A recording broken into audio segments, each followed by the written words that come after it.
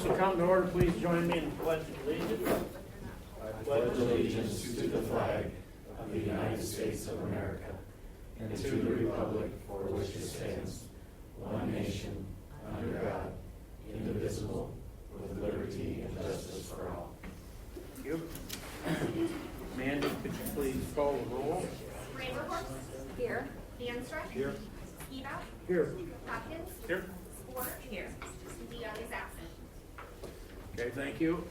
For those attending via the telephone, you will be able to provide verbal comments during the dedicated public forums. I would ask that if, until you speak, please keep your microphones and telephones on mute. Can I get a motion for approval of the tentative agenda? So moved. Sport.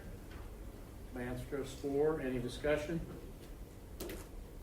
Okay, all in favor, please say yes. Opposed, no. Mandy, please call the roll. Danstra. Yes. Sport. Yes. Ravenhorst. Yes. Skiba. Yes. Hopkins. Yes. Motion passed. At this time, we have an opportunity for anyone from the public who would wish to address council regarding any agenda items. If you want to do that, please come to the mic, state your name and address, try to limit your comments to 3 minutes. Seeing none, we'll move on. Can I get a motion for approval of the consent agenda? So moved. Brander, Horst, Hopkins, discussion? All in favor, please say yes. Opposed, no. Mandy, please call the roll. Ravenhorst. Yes. Hopkins. Yes. Sport. Yes. Danstra. Yes. Skiba. Yes. Motion passed. Moving on to petitions and communications. Temporary outdoor service privileges on a Class C liquor license for Dutch 200 Bowl and Grill. Mike? Please, Mr. Mayor, I'd be happy to explain this item. I'd like to direct the audience's attention to the big board for a presentation on this. For those following at home, I'm on slide number 2. As Mayor DeWard stated, this evening's request comes to us from the Dutch 200 Bowl and Grill that's located at 204 Southeast 9th. And specifically what they're looking to do is they're applying for a temporary outdoor service privilege on their liquor license. Would be held on October 2nd if approved by the Pella City Council. And I want to preface this comment, this event is very similar to the previous events that have been approved by the City Council. Roughly about 5 to 6 events have occurred at this location this year as far as the temporary outdoor service as well. So Mandy, let's go ahead with the presentation. Now it is important to note, similar to previous requests by the Dutch Bowl and Grill, they are making a request this evening to be able to park on grass and block off the hard surface area for the outdoor sales and services area. Now, as background on this request, the business under City Code is required to have roughly right around 56 paid parking spaces. Now, what the applicant is requesting is they're looking for the outdoor sales and service privileges to be within the yellow highlighted area appear on the big board. And the parking would actually occur in the red highlighted area on grass. Now, with this, we do have authorization from the abutting property owner where the parking would take place. That is Brewmark Incorporated as well. Well, let's go ahead, please, Mandy.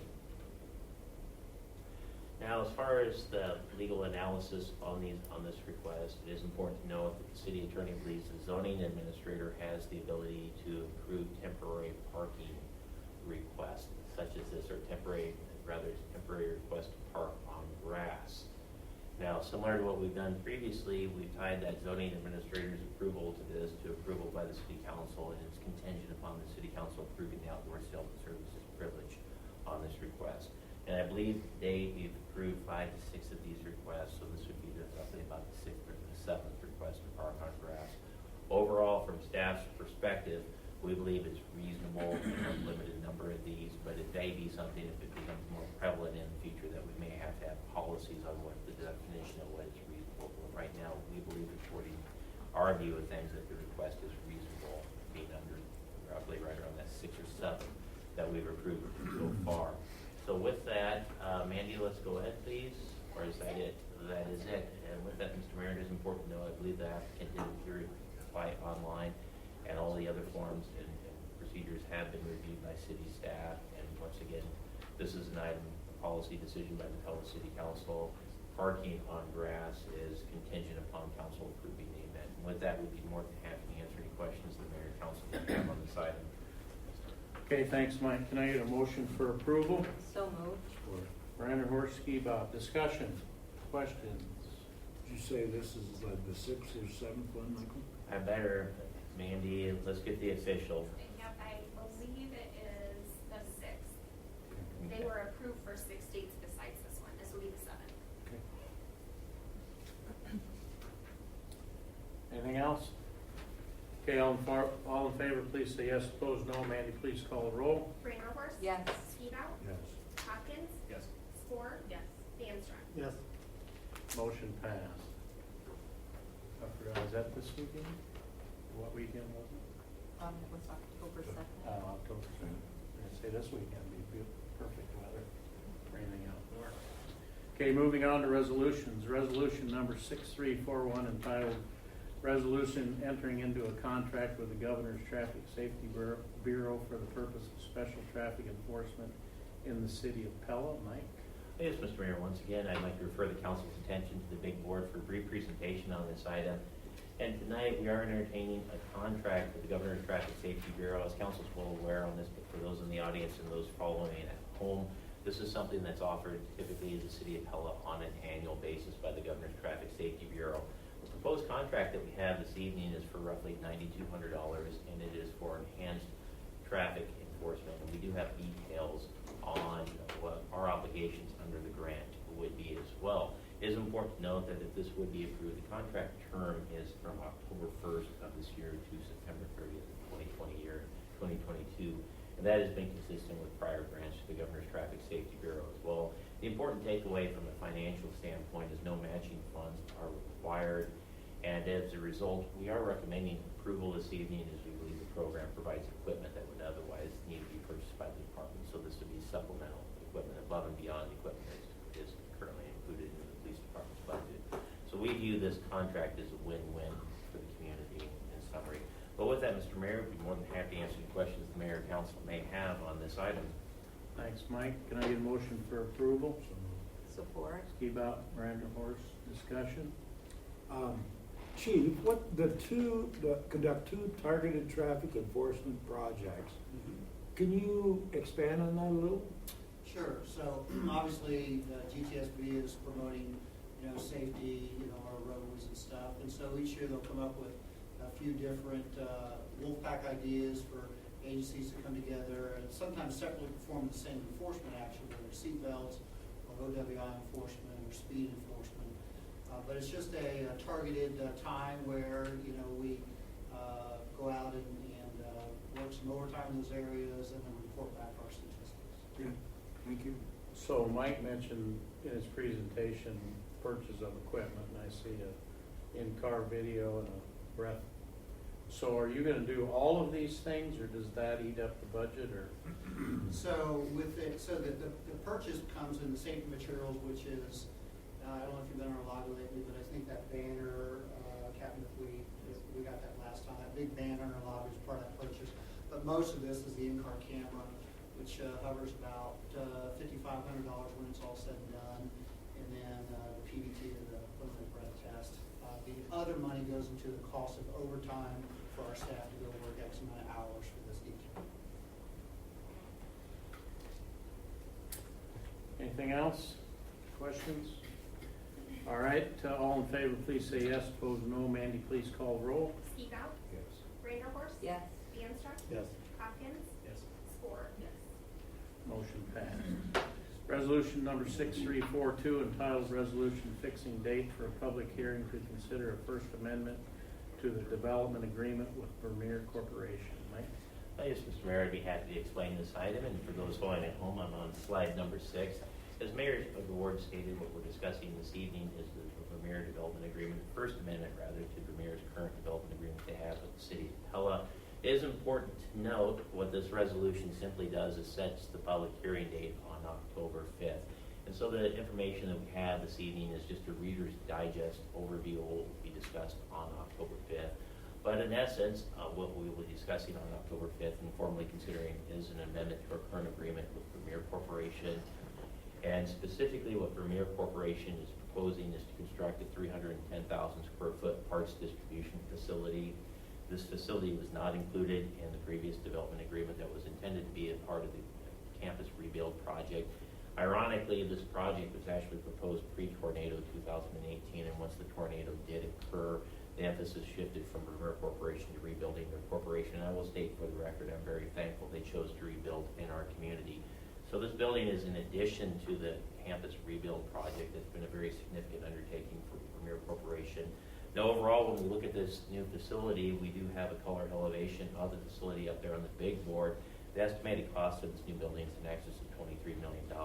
Now, as far as the state's high quality jobs program, if you were to look at that, what's being promised to the state of Iowa, that the part of this project is at least 75 new full-time jobs for this as well.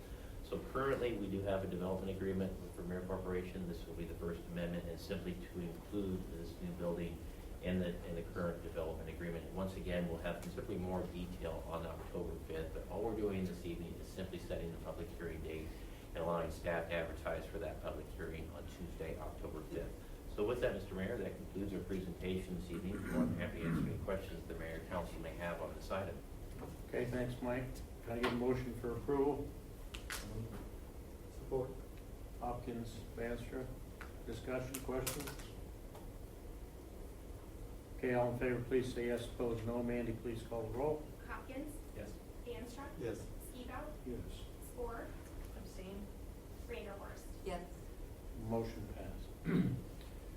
Resolution number 6343 entitled Resolution Approving Engineering Services Agreement with Garden and Associates for the Prairie Street Reconstruction Project. Mike? Yes, once again, I'd like to refer the council's attention to the big board for this item. As Mayor DeWard stated, what we're entertaining this evening is actually an engineering agreement with Garden and Associates for a proposed street construction project. In this particular street, what we do have highlighted up on the big board is the proposed Prairie Street reconstruction project on here. The project would extend from Truman Road to South Street, and it is this red highlighted area. It's approximately 1,100 feet, and my highlighter is not working on the big board. But towards the south on Truman Road, we'll see our new Pella fiber and electric facility that has been constructed on this road. This road is currently a gravel road. What's being proposed is to upgrade this road to what's called an urban cross-section. And if you want to just simple reference what an urban cross-section is, a regular city street on that. So it'll be curb and gutter with this, as well as a concrete street. Now, it is important to note in working with Garden and Associates, we've worked with them on many street projects, and we've always found their bids to be, for engineering services, to be very reasonable. This is no exception that we're considering this evening. Let's go ahead, please, Mandy. Now, overall, the total engineering cost on this, and I want to stress this includes both preliminary design, but just as important, once you have the project design and bid let on it, it's very important that we have construction observation that takes place on the project to make sure that the contractor actually puts into the ground what the city council approves as far as the plans and designs, plans and specifications for the project. But overall, the engineering cost is just shy of $103,000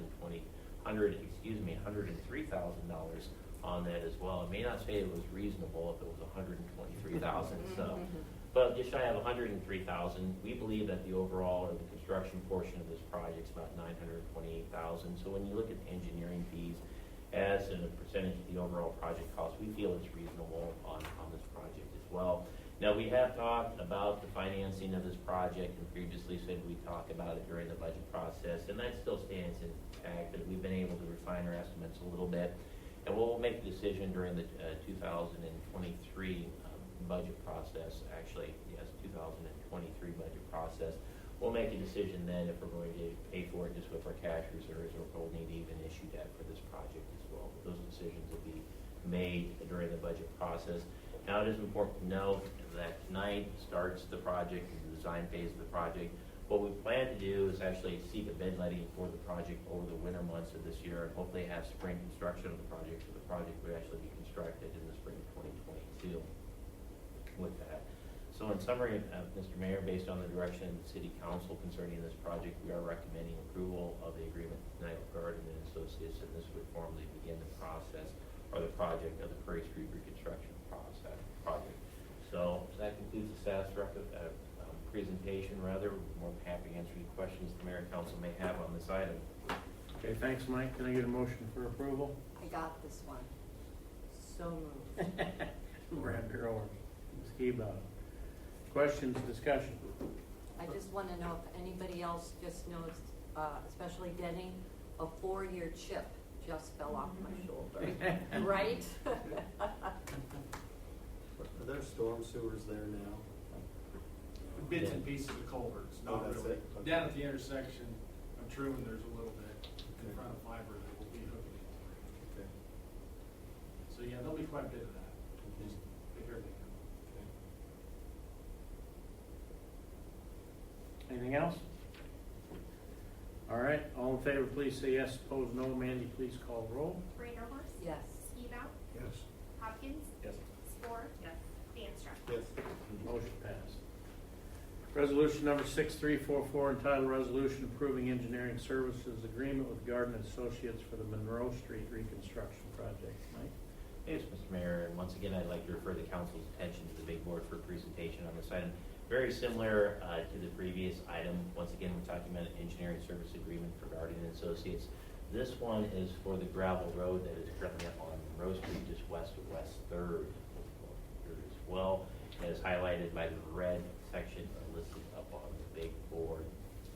Now overall, we're talking about a street segment that's roughly 340 linear feet. Very similar project to what was done before on this item. So I won't go into detail on a lot of the items that we covered previously. Mandy, let's go ahead, please.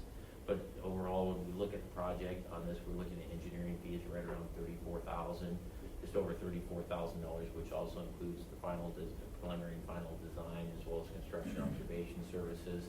It is important to note the engineer is estimating the total construction portion of the project is about $276,000. So as a percentage basis, this is probably a little bit higher than the previous project, but the reason for that is anytime you have engineering services on projects, there's a certain amount of engineering that needs to take place because of public projects, no matter what size of the project you have.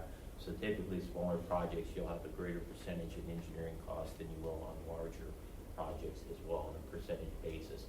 Very similar to the previous project. Once again, during the budget process, we're going to discuss if we're just going to pay for this project with cash reserves or if we even need to issue debt for the project as well.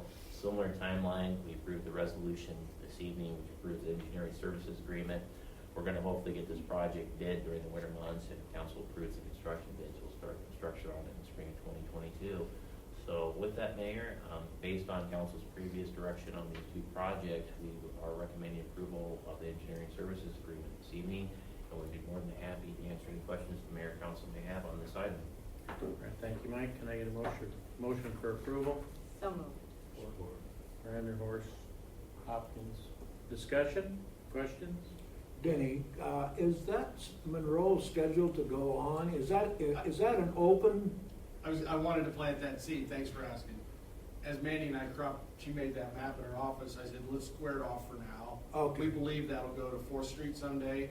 There's also some right-of-way concerns there. That's why we got an additional cost. We may need some easements, and it's like, let's don't build half that return until a later date. Will you So put a curb there right now? then? right now, we put a curb there, probably the hole in the corner to take care of just a little bit of drainage that might go that Okay. way. So that's a decision. We could do the full return, that'd be another 25 foot, with a radius on the inside, but Yeah. for the drawing tonight, we decided to pull back and maybe this is how we'll build it. But Very good. we can Thanks. discuss it at final design too. Okay, anything else? All right, all in favor, please say yes. Opposed, no. Mandy, please call the roll. Reindeerhorst. Yes. Hopkins. Yes. Score. Yes. DeAnstruck. Yes. Skibout. Yes. Motion passed. Moving on, resolution number 6345 entitled Resolution Approving the Community Improvements Reimbursement Agreement between the City of Pella and Spirit of Pella for additional holiday decorations in Central Park. Mike? Yes, Mr. Mayor, once again, I'd like to refer everyone's attention to the big board, and for those following at home, I'm on slide number 11. And as Mayor of the Ward stated, we're entertaining an agreement this evening with Spirit of Pella for additional holiday lighting in Central Park. Now, it's very important that we did discuss this request or this proposed contract that we're discussing this evening on August 17th. Overall, the major items that we discussed on August 17th are still in play this evening. However, it is important to note that there are some decorations that are no longer available that we can remove from the contract with it as well. So, in summary, just to get everybody up to speed and everyone's memory at the same basis, after a discussion on August 17th, council instructed staff to formally consider this item. That is what we are doing this evening. So let's go ahead, please, Mandy. Now, as far as the project cost, with this, we currently hire a firm for holiday lighting within the city. That's Right Outdoor Solutions. We do have a proposed contract for them that is on the agenda as well. When we look at the contract over a 3-year period of time, it's just over $125,000. The agreement that we're considering this evening with the Spirit of Pella is, the major terms of the agreement is the contract with Right Outdoor Solutions. That would be reimbursed 100% by the Spirit of Pella. So please keep that in mind as we discuss these two resolutions this evening. Let's go ahead, please, Mandy. Now, as far as the city's responsibilities under the current agreement with the Spirit of Pella, we would install the necessary electrical outlets in Central Park to accommodate the holiday decorations. We believe we can administer that, and more with that, we do have an electrician. We believe we can get hired to do that within the city on it. One of the contract caveats is that we would fund the $35,000 deposit for the agreement on there. And if you recall, during our meeting on the 17th, there was some discussion with the Spirit of Pella that they're awaiting their IRS letter to become a 501c3, which is important for donation purposes as well. Now, it's also very important to note under the terms of the agreement that the City of Pella would own the holiday lights and decorations for this. Now, as far as the Spirit of Pella's responsibilities, they provide all funding for the acquisition, installation, removal, storage, maintenance costs over the 3-year contract. So that's everything associated with Right Outdoor Solutions. It's important to note under the proposed terms of the agreement will terminate at the end of 3 years, at which time the council will determine whether or not we'll continue it in the future as well. So Mandy, let's go ahead, please. Now, as far as the items that we have on the agenda, the first resolution is 6345. That's the agreement with the Spirit of Pella. 6346 is the agreement with Right Outdoor Solutions. And we want to explain these items. What these resolutions would do would conditionally approve both agreements. And specifically, what they allow for is the mayor is conditionally authorized to sign the agreements. But the condition is subject to the Spirit of Pella securing the necessary financing pledges to fund their share of the project. So as soon as that occurs, the mayor will be able to sign the resolution. But in essence, I believe, Mr. Mayor, that concludes our presentation this evening. I'd be more than happy to answer any questions the mayor and council may have on this item. All right, thanks, Mike. Can I get a motion for approval? So moved. Manstra, Hopkins, discussion, questions? I just have a question for Dick. When are you thinking you'll put those lights up?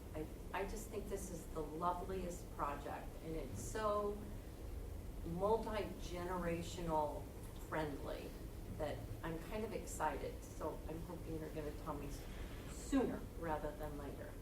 Well, our plans for this would be, I believe, approximately the middle of November. Okay, I can wait that long. Okay. Yeah. Bravo on this project. Thank you. Bravo. Thank you. We'll bravo when everything gets up and going. Yeah. Any other questions, comments? Okay, all in favor, please say yes. Opposed, no. Mandy, please call the roll. DeAnstruck? Yes. Hopkins? Yes. Spore? Yes. Reindeerhorst? Yes. Skeeter? Yes. Motion passed. Moving on to resolution number 6346, and final resolution approving a contract with Right Outdoor Solutions for additional holiday decorations in Central Park. Sure there's nothing to add there, Mike, so can I get a motion for approval? So moved. Support. Was that Master Brander Horse? Any discussion? Okay, all in favor, please say yes. Opposed, no. Mandy, please call the roll. DeAnstruck? Yes.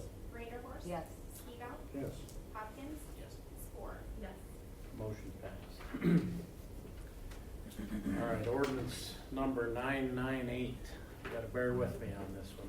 This is a rather wordy ordinance. Entitled, an ordinance providing that general property tax is levied and collected each year on all property located within the Prairie Ridge Commercial Urban Renewal Area in the City of Pella, County of Marion, State of Iowa, by and for the benefit of the State of Iowa, City of Pella, County of Marion, Pella Community School District, and other taxing districts be paid to a special fund for payment of principal and interest on loans, monies advanced to, and indebtedness, including bonds issued or to be issued, incurred by the city in connection with the Prairie Ridge Commercial Urban Renewal Area, the Prairie Ridge Commercial Urban area urban renewal plan. This is the second reading. Mike? I guess, Mr. Mayor, you're right, that was a mouthful. We'll try to simplify matters for the council and also those following at home. If you are following at home, I am on slide number 15. As Mayor DeWard stated, what we're considering this evening is adoption of a tax increment financing ordinance. Now, there's a little bit of background on this. The council actually approved the Prairie Ridge Urban Renewal Plan on September 7th. That same evening, we also approved the development agreement, RDP Holdings, which also included one of the big things when we look at our map and kind of this red highlighted area. When you look at this area is just north of Washington Street and G28, and just orientate everything. If my marker was working over here, we had just over to the northeast, a little bit to the northeast would be Baldwin Ford. This is a new development within the City of Pella, and what's proposed to be built within this development are actually 2 new buildings according to the development agreement, but we're hoping there's going to be more businesses that are located within this new subdivision. Specifically, this is the proposed home of the Smash Park Recreation Center. Currently, Smash Park is currently scheduled to open in 2022. Under the development agreement, RDP Holdings, they are obligated to build a fast casual restaurant by December of 2024. The ordinance that we're considering this evening is rather significant for the City of Pella because what's being proposed when you look at this red highlighted area, the area that has the red diagonal lines through there, what we're hoping to do is collect property taxes from the new buildings within the development. And we're going to collect a portion of the property taxes, and specifically if council were to approve this ordinance, what we'll do is we'll capture the operating levies of the taxing entities that have jurisdiction over this. So this would be the operating levies of the City of Pella, Marion County, as well as the Pella Community School District. And there may be a little associated levies with the PMAX, but those are the major players on this as well. With that operating levies, what we're going to do is actually repay ourselves back for the cost of the development agreement. So we're looking about the cost of the public street, incentives to incentivize the new businesses that would be out there. And that's ultimately the plan. And so by approving this ordinance, what you're allowing us to do is establish this boundary, collect property taxes from buildings that if you were to go out there, this is basically the site's currently under construction, but it was a cornfield, buildings that have not been built. So these are new property taxes on new buildings that haven't even been built. But once they are built, we'll be able to capture those valuations, capture the operating levies, and will be used to pay ourselves back is what the proposal is this evening. It is important to note that the taxing entities, as far as their debt service levies, they'll still have the ability to tax new buildings for their debt service levies, but it's the operating portion that we're going to capture for this as well. But this is one of the vital principles in explaining TIF to folks on this, is when you look at things as far as incentivizing this. In this case, there was a street as well as new businesses out there. In order to make this happen, you had to accommodate for public infrastructure, and you also had to have incentives to have businesses of the magnitude of a Smash Park to come into our community. So in doing that, providing the necessary incentives and also the cost of the infrastructure, TIF is a vital tool at cities, and it's one of the most common economic development tools in the state of Iowa. But in essence, this is the last part of the development process, and that's simply the establishment of the TIF district, and we're authorizing collection of the taxes within this red diagonal highlighted area. And so, in summary, Mr. Mayor, that concludes our presentation this evening, and staff is recommending approval of the ordinance this evening as well. Okay, thanks, Mike. Can I get a motion for approval? Seabout? Hopkins? Discussion, questions? I just have a question. I've been asked multiple times over the past several weeks, who is RDP? People want to know because the city is numerous times going into relationships and agreements with them. And I understand who they are, but I wondered, I must not do a very good job of explaining it. I've had the same person ask me about 3 times. Now, who is that again? So I wondered if you would indulge me, because I know we have several candidates here and people listening, if you could give the explanation. Yeah. It's a developer that we've had partnerships with before that's done developments within the City of Pella, and I believe we do have a representative from RDP. And Jade, if you'd like to maybe give some background on RDP. Yeah, it's really one of the Pella Corporation shareholder families together to bring amenities to Pella Corp, to the community of Pella. Is really what it was designed for. Thank So, you. You're welcome. Appreciate it. Okay, anything else? favor, please say yes. Opposed, no. Mandy, please call the roll. Steve Out, Yes. Hopkins, Yes. Spore. Yes. Reindeerhorst, Yes. DeAnstruck. Yes. Motion passed. I'm going to move to suspend the rules and waive the third reading because I don't want to hear the mayor read this long title again. I'll support that. Yes. Okay, motion moved and supported to suspend the third reading of this ordinance. Any discussion?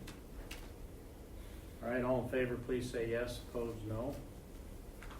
DeAnstruck. Yes. Steve Out, Yes. Hopkins, Yes. Spore. Yes. Reindeerhorst. Yes. Move to adopt. Support. Okay, Skeep Out, Manster moved to adopt ordinance number 998. Any discussion? All in favor, please say yes. Opposed, no.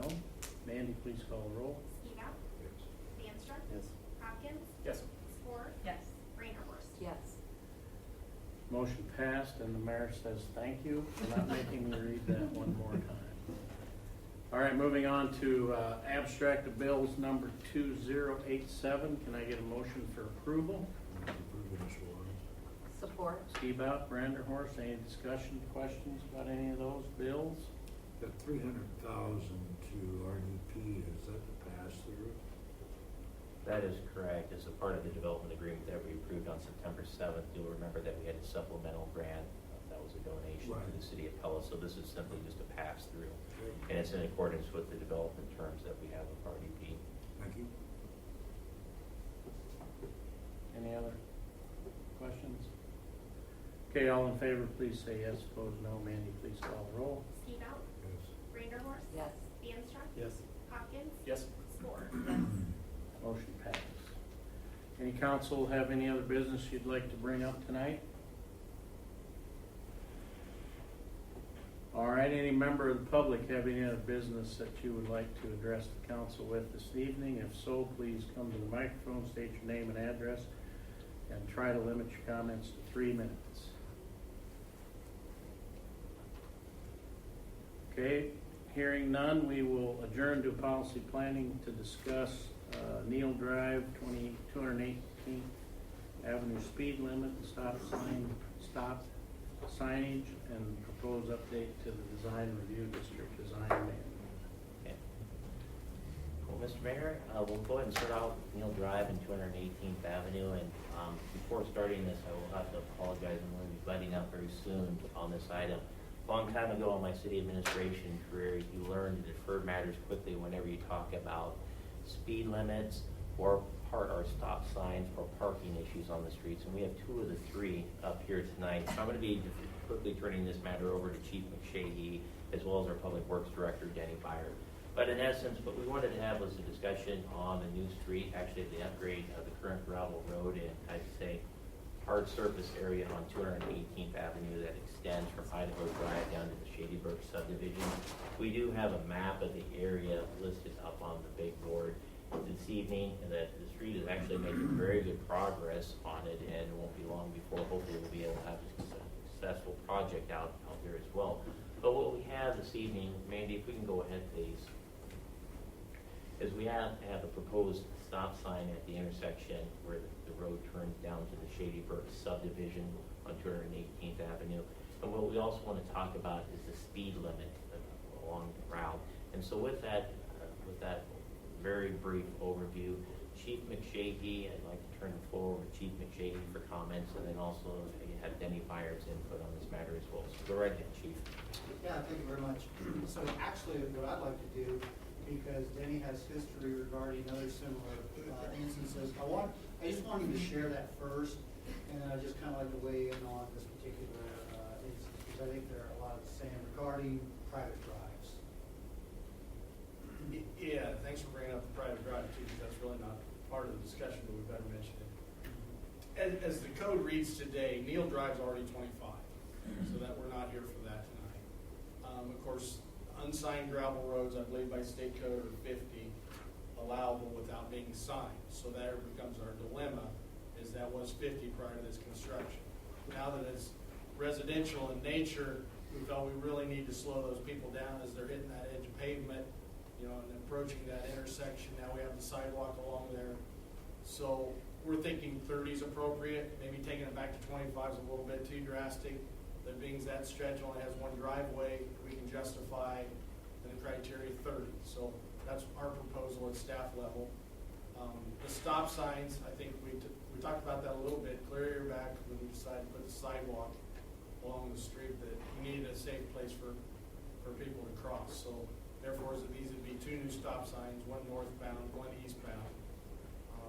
You can see a little bit of that too, that inside radius by the pond. I believe we're building a 50-footer because there still will be a lot of grain, truck traffic and cattle hauling traffic on there. So we sure don't want them to free flow east to southbound either on that curve as people are crossing that street on that sidewalk crossing. So that's kind of it in a nutshell. Another seed I think we need to plant by city code, we're authorized to plant no parking on one side or the other on each stretch.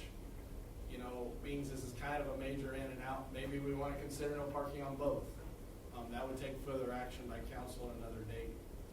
So that's something we may talk about on another day. But as we hopefully opening it in maybe 2 to 3 weeks, we're actually supposed to pave the main line Thursday. Paving crew will be back down. Paving machine's setting it ready to roll. They're trimming it. So we may be looking at it opening in a couple weeks.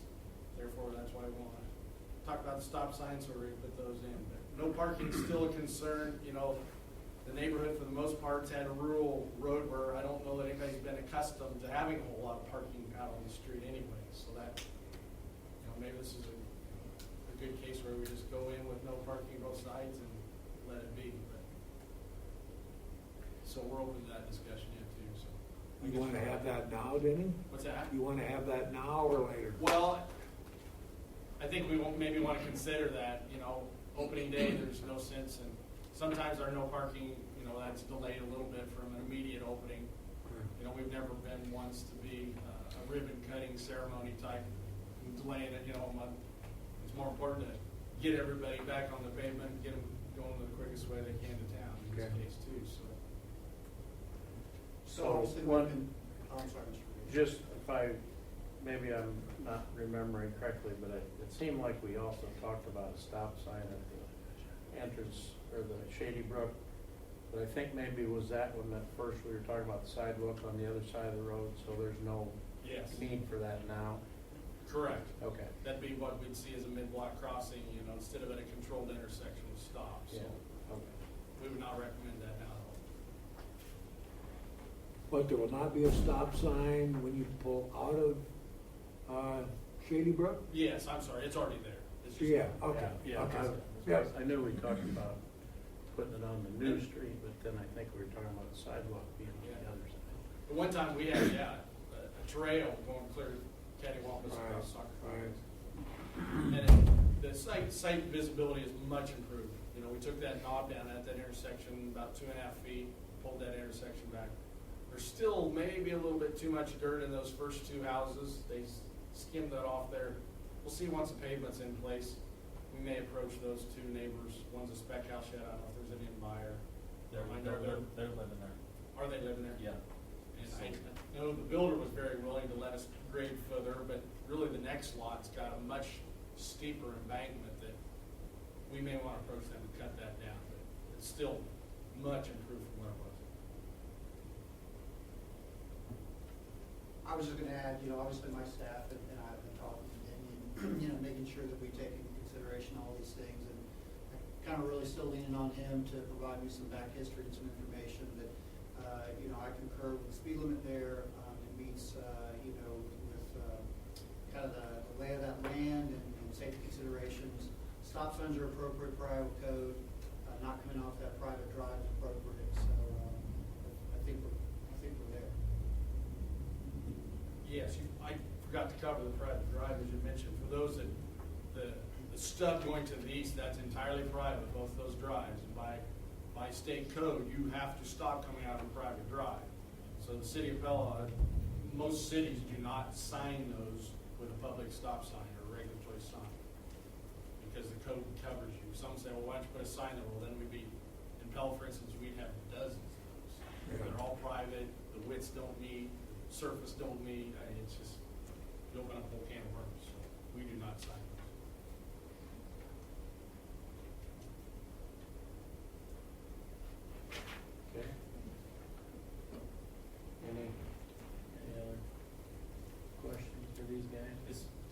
as I don't want it to stop going either way, I think stop signs are appropriate both directions, just to keep the speed down. Otherwise, there will be speed one way or the other if not. Just quickly touching the parking issue, I can see Neil Drive, those people maybe liking parking on there. The other one, 218th, I don't see a need there, but just a thought, preliminary. I see, and 31's wide enough to accommodate, a lot of people Yeah. still stop and go when you're trying to go 3 wide on a 31. Yeah. So we have it on North Main, and I struggle with that every day, that we shouldn't park both sides, but I know that would be. Yeah. So there's, public, or street parking now on Neil Drive? No, it's not been codified. It was a rural section road, so it's never Yeah. been distinct. But by code, we're either north or south and east and west, and now, depending on which side of the axis you're on, I forgot to read that. But, so we should probably address it soon with it opening. We'll be signing one side or the other for sure, Okay, per the code.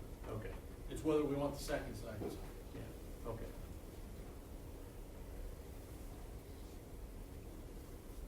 All right, so we'll have to officially approve this our next Yeah. meeting, or? There'll be an ordinance, so I think what we're looking for is guidance tonight, specifically the location of the stop signs, the number of stop signs, and then also the speed limit, and Danny, could you go over the speed limit from basically Idaho Drive down to Shady Brook on what we're proposing?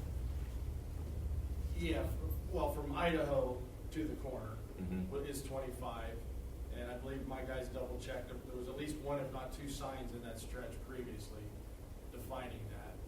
And then there'll be one immediately heading southbound is 30. And of course, we'll need to look at state code a little bit on the edge of that, into that pavement. Of course, that's our corporate limit boundaries too, so if we go much further south, we'll need to talk to the county. But if we were gonna do it tomorrow, we'll get the 30th right at the end of pavement. Okay. Okay. All right, so we'll look for an ordinance then. All right, thank you. All right, Okay. Next item that we have here is a discussion regarding the design review district manual. And before I turn it over to our planning and zoning director, Jerry Bidos, on this, as council is aware, of May of this year, we actually authorized forming a subcommittee to update the design manual. Now, as far as our representative to the committee was Councilmember Hopkins, and the committee has been meeting with members of CDC to talk about updating the design manual. And as background, this has been a constant, not a constant, but it's been a priority, I think, of the CDC committee, is to update the design manual. It's been a number of years since the manual has been updated as well. So let's go ahead, please, Mandy. Now what we have this evening, Jerry will talk in more detail on it, but we do have a proposal by Shift Collective this evening that I'll leave Jerry to fill in the details, a little bit of the background on this. But as the council may or may not be aware, Shift has worked in Pella very recently on some major projects for the city of Pella. They were the architects and the designers of South Main, the Pella Market, and the recent Smash Park, proposed regional entertainment center for the city of Pella. So with that, Jerry, if you could fill in the details for the city council and just summarize also your committee meetings that you've had with CDC, as well as give an overview of the contract with Shift Collective. Thank you, Mike. Honorable members of council. I'm going to go back to one thing Mike said. You never want to touch street signs, stop speed limits, and that. You also don't want to touch what things look like in a community. Nobody can agree upon that. The CDC and the CDC subcommittee has met. We've discussed this numerous times already. The issue came back to it is, obviously it's very important for the city of Pella. As you can take a walk outside this door and look downtown, it's something dear and dear to everybody's heart. But we need help. Not necessarily with what you consider old world Pella or historic Dutch architecture, because they've done a wonderful job already. It's how you transition that feel of downtown as you get farther away from downtown, as you get to the periphery of the city. The guidelines as written, they've been referred to as a book of gables. But they don't elaborate or spell out or give criteria for the CDC or staff of how to implement that as you get farther away from downtown. So the intent with Shift, the consultant, is to hold committee meetings, hold community meetings, and ultimately bring back a revised version 4 of the design guidelines back to planning and zoning, CDC, and the city council for approval. But it's also looking at ways to take the areas like where Prairie Ridge is, and how do we feel, how does the city feel about what that should ultimately look like? Does it mirror downtown, or does it not? Does not. We heard a lot through South Main, through Pella Marketplace, through Smash Bar, of modern Dutch architecture. Nothing in our current CDC design guidelines even mention that. So when somebody says, I want to look at modern Dutch architecture, staff and your appointed officials who are in charge of this have nothing to go on. We're lacking that information, and it becomes very subjective. And that is usually a path to failure when you work in this type of environment. When you don't have anything that gives you guidelines, direction, a points-based criterion, things like this, and it comes down to a totally subjective nature, nobody can typically agree. It doesn't help. So what we want to do with this new set of design guidelines is go to more of a points-based system, not something that is subjective. We want this to be fair and equitable, not only for future development and future developers, but for citizens and for the city staff and for ultimately elected officials and representatives, so they can look at this and they can see with its clarity, with its concise, and how things play out with a points-based system. So if a project is ranked as a 2 versus ranked as an 8, 10 being the best, you can see by picking and choosing elements how a project can scale up to be a better approval or a better fit in this area. Another thing we want to look at, we don't necessarily want to touch downtown. Again, downtown, the CBD is already the way it should be, and I don't think anybody has any idea of changing that. But again, as you go out Oskaloosa, as you go out Washington, as you get Prairie Ridge, as you go different areas of town, is it a mirror image of downtown, or is it something different? You're already going down the path of modern Dutch architecture. So some of the CDC comments and some of the comments from Shift is that we look at maybe rolling in some modern Dutch architecture features to the periphery of the city. And what we would do is we put that on a map. So downtown is one thing, maybe the Washington and Oskaloosa streets are another. West Pella is one, a criterion area, and then the rest of the city falls in that. And we have points that you would add up to what you need to do and how Dutch it really turns out to be. So the idea here is to hire Shift. Shift would help us with the design aspect of this, bringing in what the modern Dutch architecture that they have a flair for, and adding that into our existing historic Dutch, and coming up with a comprehensive document to cover the entire city.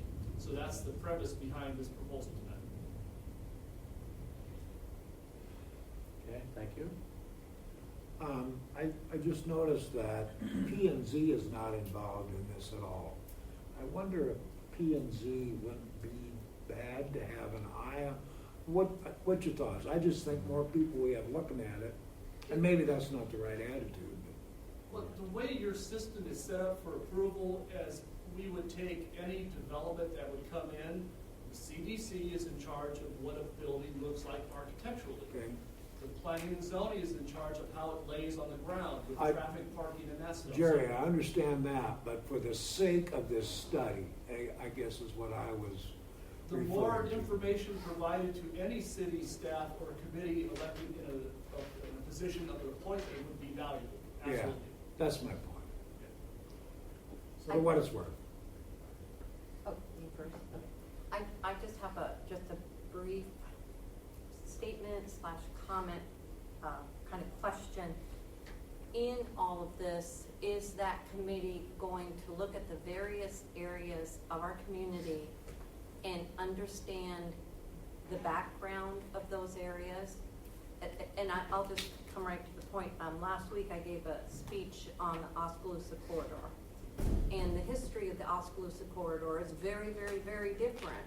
And the history of Ward 1 is very different than the rest of the community. So in setting these design standards, I would ask that perhaps you take into account the very history and the founding of those areas as you put these standards in place. Because just brief history lesson, bear with me.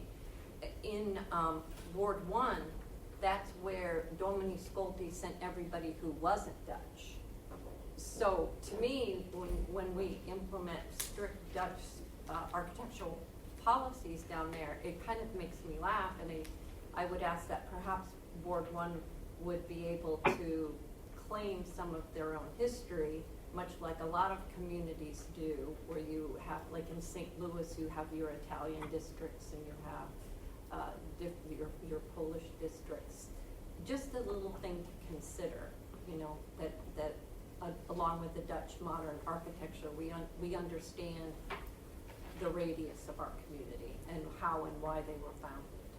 No, absolutely. This is the consultant, the contractor for us has the ability to identify those areas. If you are privy to that information and you can provide it to us, we'll gladly put it in the hands of the consultant so we can write something for that area.